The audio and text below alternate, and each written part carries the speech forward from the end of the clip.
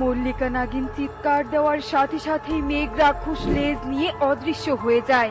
আর এদিকে স্বর্ণপরী গাছের আড়াল থেকে বলে, মল্লিকার চিৎকার, ওর আবার কি হলো, দেখি তো গিয়ে।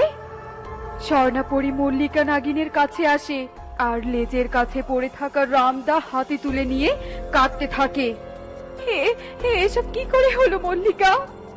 তখনই মল্লিকা নাগিন তার চোখের কাপড় সরিয়ে ফেলে আর স্বর্ণপরীকে এই অবস্থায় দেখে বলে, বিশ্বাসঘাতিনী, ছলনাময়ী, তুই আমার লেজ কেটে ফেললি। তোকে তোকে আমি। মল্লিকা, তুই আমাকে ভুল বুঝছিস, আমি এই কাজ করিনি, বিশ্বাস কর মল্লিকা। আমার মা ঠিকই বলতো, তুই খারাপ, তোর উদ্দেশ্য খারাপ জন্য আজ আমাকে জীবন দিতে হচ্ছে। মা, আমি আর পারছি না, আমি আর পারছি না। মল্লিকা নাগিনের এই চিৎকার তার মা গৌরী নাগিনের কান পর্যন্ত পৌঁছায় আর তৎক্ষণাৎ গৌরী নাগিন সেখানে উপস্থিত হয়। মা মল্লিকা, এসব কি করে হলো? কে করলো তোর এই অবস্থা? বল মা, এত বড় তোর ক্ষতি কে করলো? পরি পরি মা। মল্লিকা নাগিন তার মায়ের কোলে মাথা রেখে শেষ নিঃশ্বাস ত্যাগ করে। মা মল্লিকা, মল্লিকা!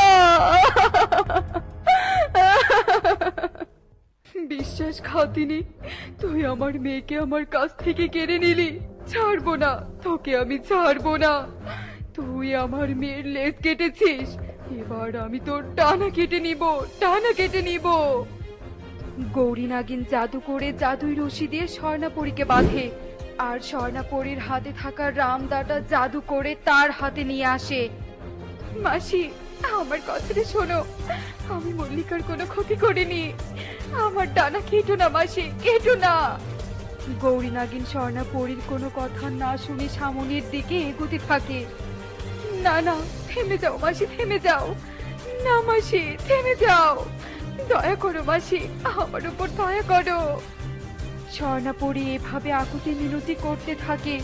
গৌরী নাগিন স্বর্ণাপরীর কাছে এসে রামদাটা তুলে যেই কোপ দিতে ধরে, ঠিক তখনই সেখানে প্রকৃতি দেবী দৃশ্যমান হয়।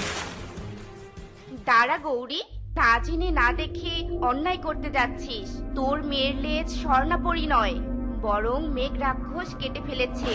এই দেখ তার প্রমাণ। প্রকৃতি দেবী একটা আয়না প্রকট করে আর সেই আয়নার সাহায্যে গৌরী নাগিন মেঘ রাক্ষসের সব